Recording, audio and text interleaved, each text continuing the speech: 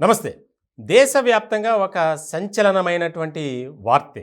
తెలంగాణలో పంజాగుట్ట పోలీస్ స్టేషన్‌లో దాదాపు 80 మందికి పైగా ఒకేసారి బదిలీ.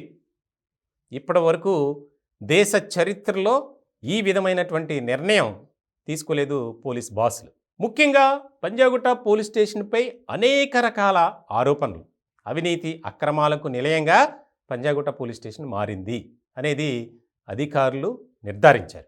ముఖ్యంగా సిపి కొత్తకోట శ్రీనివాసరెడ్డి ఆయన తీసుకున్నటువంటి నిర్ణయం ఇప్పుడు ఒక హాట్ టాపిక్గా మారింది పోలీసు వర్గాల్లో.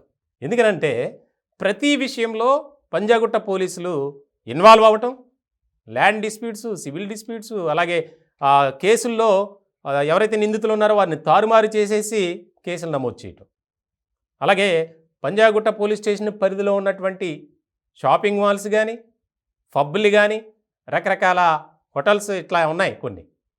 వాటన్నిటి దగ్గర నుంచి ముడుపులు, నెలవారీ వసూళ్ళు ఇవన్నీ నిజమే అని నిర్ధారణ అయిన తర్వాత ఇంతమందిని బదిలీ చేయటం మొట్టమొదటిసారి హైదరాబాద్ చరిత్రలోనే లేదు.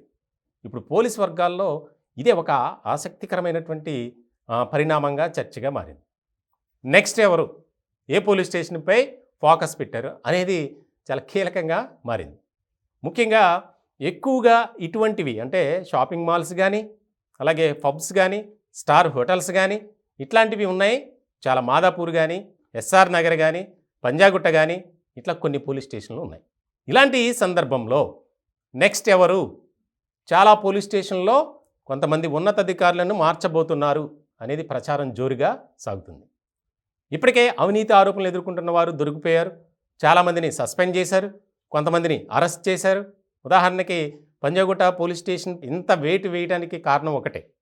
నిజామాబాద్ మాజీ బీఆర్ఎస్ ఎమ్మెల్యే ఎవరైతే ఉన్నారో అతనికి సంబంధించినటువంటి కుమారుడు రోడ్డు ప్రమాదంలో నిందితుడిగా ఉన్నాడు. ఆ కేసులో అతన్ని పక్కన పెట్టి వేరే వ్యక్తిని నిందితుడిగా చేర్చారు.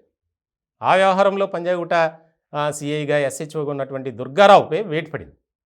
అలాగే దానికి అనుబంధంగా నిజామాబాద్ సిసిఎస్ సిఐ ప్రేమ్ కుమార్ ఆయన్ను కూడా అరెస్ట్ చేశారు. పోలీస్ వ్యవస్థ మీదే ఒక రకమైనటువంటి నిఘా పెట్టారు ముఖ్యమంత్రి రేవంత్ రెడ్డి గారు.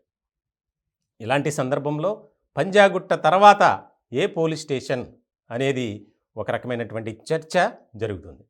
ఎందుకంటే చాలా వరకు ఇప్పటికే ఐడెంటిఫై చేశారు. ఇప్పటికే చాలామంది ఉన్నతాధికారులను మారుస్తున్నారు. ఐఏఎస్, ఐపీఎస్లు, డిఎస్పీలు, ఏసీపీలు, సిఐలు, ఎస్ఐలు అందరినీ. పంజాగుట్టలో అయితే హోంగార్డుల దగ్గర నుంచి ఉన్నతాధికారుల వరకు మార్చి పడేశారు. సో నెక్స్ట్ ఎవరు, ఒక రకంగా చెప్పాలంటే పోలీస్ వర్గాల్లో అలజడి, వణుకు, గందరగోళం, అయోమయం, భయంగా వాళ్ళు వచ్చి డ్యూటీలు చేసుకునే పరిస్థితికి అక్కడ తెలంగాణ పోలీసులు వచ్చారంటే పరిస్థితి ఏ విధంగా ఉందో మనం అర్థం చేసుకోవచ్చు.